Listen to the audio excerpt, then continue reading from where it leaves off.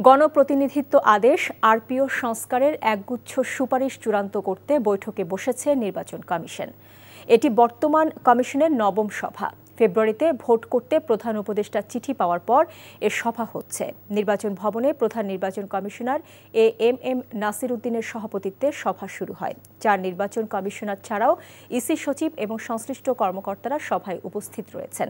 রাজনৈতিক দল ও প্রার্থীর আচরণ বিধিমালা এবং গণপ্রতিনিধিত্ব আদেশ সংশোধনের প্রস্তাব রয়েছে সভার আলোচ্য সূচিতে। পাশাপাশি আরপিওর সঙ্গে সমন্বয় রেখে আচরণ বিধিমালাও চূড়ান্ত করা হতে পারে।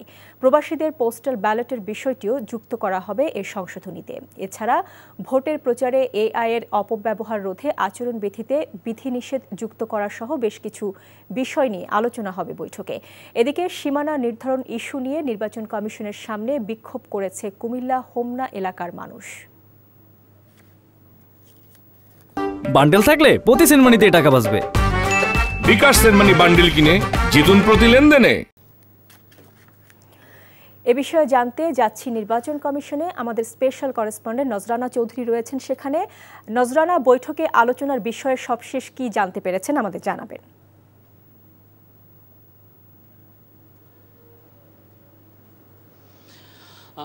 শাওন, বৈঠকটি ঠিক 11টায় শুরু হয়েছে।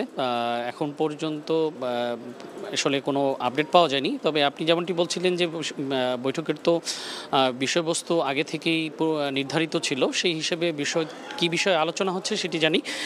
প্রথমটি হলো রাজনৈতিক দল ও প্রার্থীর আচরণ বিধিমালা 2025 এবং গণপ্রতিনিধিত্ব আদেশ 1972 সংশোধন অধ্যাদেশ 2025। এই দুটি বিষয়ে আলোচনা হওয়ার কথা রয়েছে। এর বাইরে আরেকটি এজেন্ডা আছে, সেটি হলো যে বিবিধ যে কোনো বিষয়ে আলোচনা হতে পারে। তো প্রধান নির্বাচন কমিশনারের সভাপতিতেই বৈঠকটি অনুষ্ঠিত হচ্ছে এবং অন্যান্য কমিশনার এবং সচিব এবং সংশ্লিষ্ট যত কমিশনের সব উইংয়ের প্রধানরা কিন্তু এই বৈঠকে যোগ দিয়েছেন। এই মুহূর্তে আসলে মধ্যাহ্ন বিরতি চলছে।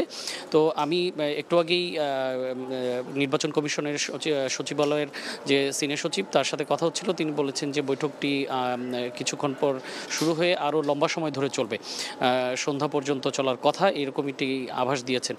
কারণ আপনি জানেন যে যে বিষয়টি আমি বললাম, দুটি বিষয় কিন্তু আসলে খুবই গুরুত্বপূর্ণ বিষয় একটি নির্বাচন অনুষ্ঠানের জন্য।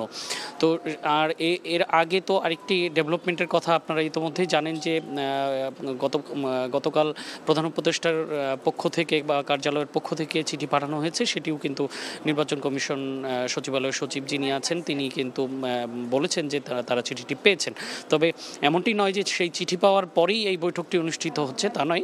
এই বৈঠকটি পূর্ব নির্ধারিত কমিশনের নিয়মিত যে কমিশনের বৈঠক, এটি নবম সভা, সেটি গত 4 তারিখেই নির্ধারিত হয়েছে যে আজকে এই বৈঠকটি অনুষ্ঠিত হবে।